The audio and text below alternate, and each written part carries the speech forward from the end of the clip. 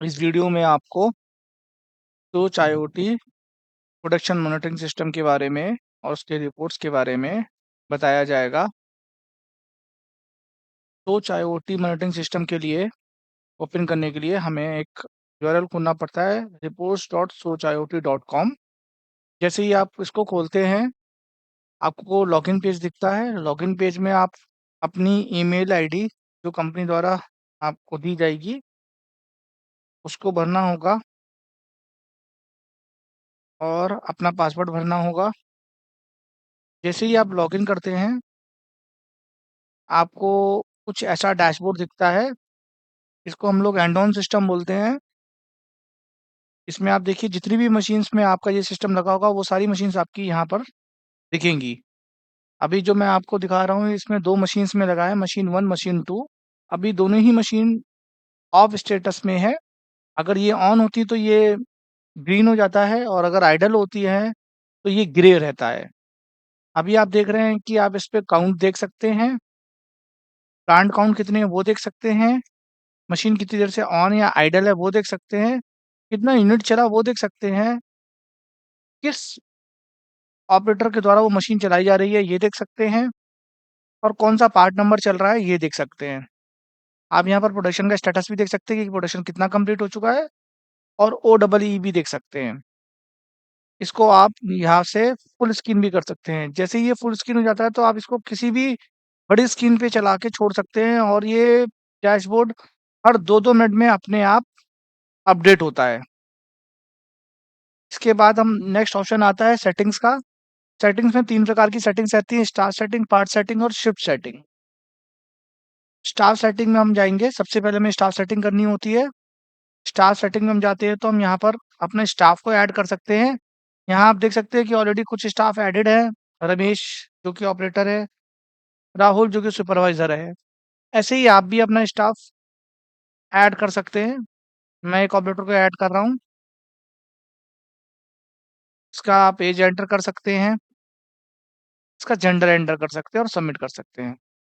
तो आपका नया ऑपरेटर यहाँ बन के आ जाता है। अगर इसको आपको चेंज भी करना है इस ऑपरेटर को, तो आप एडिट में जाके इसका चेंज भी कर सकते हैं। नाम वगैरह अगर गलत हो गया तो आप यहाँ जाके एडिट करके उसको चेंज भी कर सकते हैं।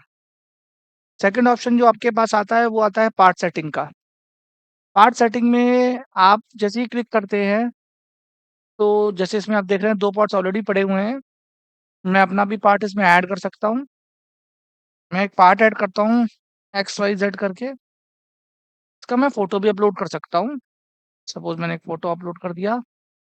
इसका मैं कैविटी ऐड कर सकता हूँ। इसका साइकिल टाइम ऐड कर सकता हूँ।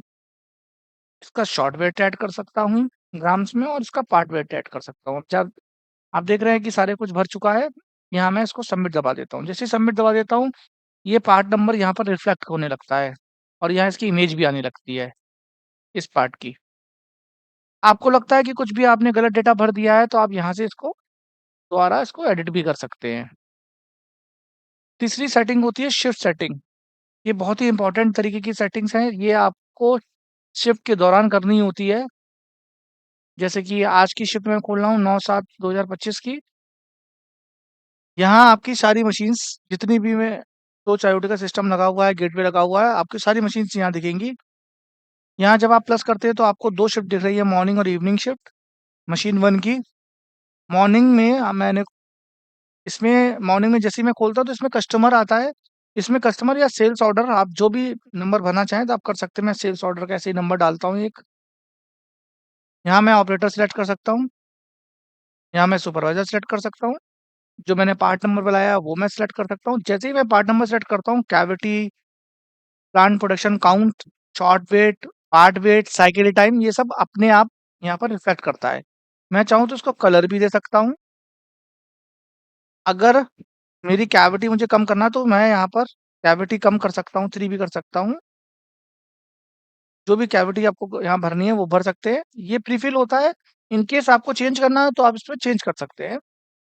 और प्लांट प्रोडक्शन काउंट जो है वो अपने आप शिफ्ट की सेटिंग के हिसाब से चेंज होके हमारे पास आ जाता है। तो अभी देख लीजिए इसने अपने आप कैलकुलेट किया है कि इसमें 4560 प्रोडक्शन काउंट होने चाहिए।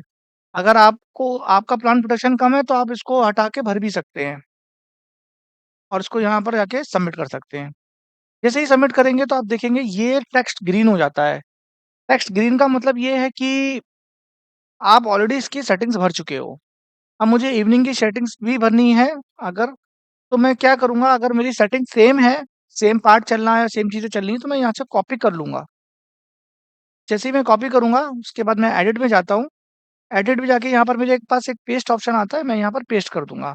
तो सारी सेटिंग जो वहाँ भरी है, वो यहाँ पर आ जाएँगी।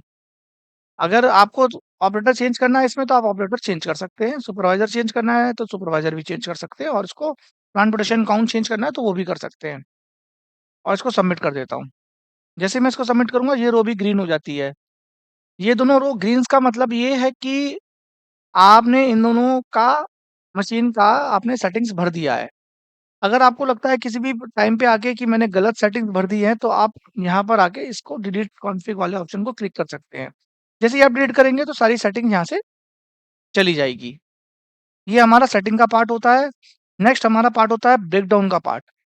तो ब्रेकडाउन 2 तरीके के हैं, ब्रेकडाउन सेटिंग्स। यहाँ पर हम गए, यहाँ पर हमने सिलेक्ट कर लिया, यहाँ पर मैंने मशीन सिलेक्ट कर ली और मैं कोई भी डेट सिलेक्ट कर सकता हूँ। यहाँ पर हमें पता लग जाता है जैसे मशीन ऑफ रही है, जैसे सपोज़ ये दोनों दोनों शिफ्ट का यहाँ पर दिखाता है आपको और जितनी भी मशीन्स आपकी होंगी, वो आप यहाँ से सिलेक्ट कर सकते हो। अब मेरे को यहाँ 10 से 11 बस कुछ रीज़न भरना था, तो मैं ऐड ब्रेकडाउन में जाऊँगा। ये अपने आप इसका टाइम देख लेगा। रीज़न मैं अंडर मेंटेनेंस डाल सकता हूँ। और मैं रीज़न भी डाल सकता हूँ, किस लिए रीज़न में मशीन नहीं वर्क कर रही थी, यहाँ सबमिट कर देता हूँ।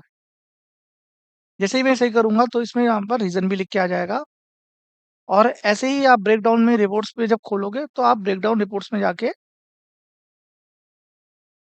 ची आप जितने भी रीज़न भरोगे, तो आपको यहाँ पर सारी ब्रेकडाउन रिपोर्ट्स आ जाती हैं। इसको आप एक्सेल के माध्यम से भी देख सकते हो। जैसे ही आप इसको क्लिक करोगे, आपको एक एक्सेल डाउनलोड होगी। इस एक्सेल को आप खोलोगे तो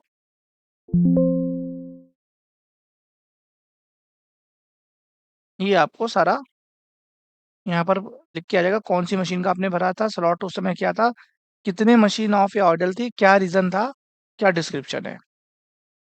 तो ये आपका यहाँ पर ब्रेकडाउन रिपोर्ट्स होती है। तो अगले सेशन में मैं आपको time report, day report, operator और पार्ट रिपोर्ट के बारे में बताऊँगा। Thank you.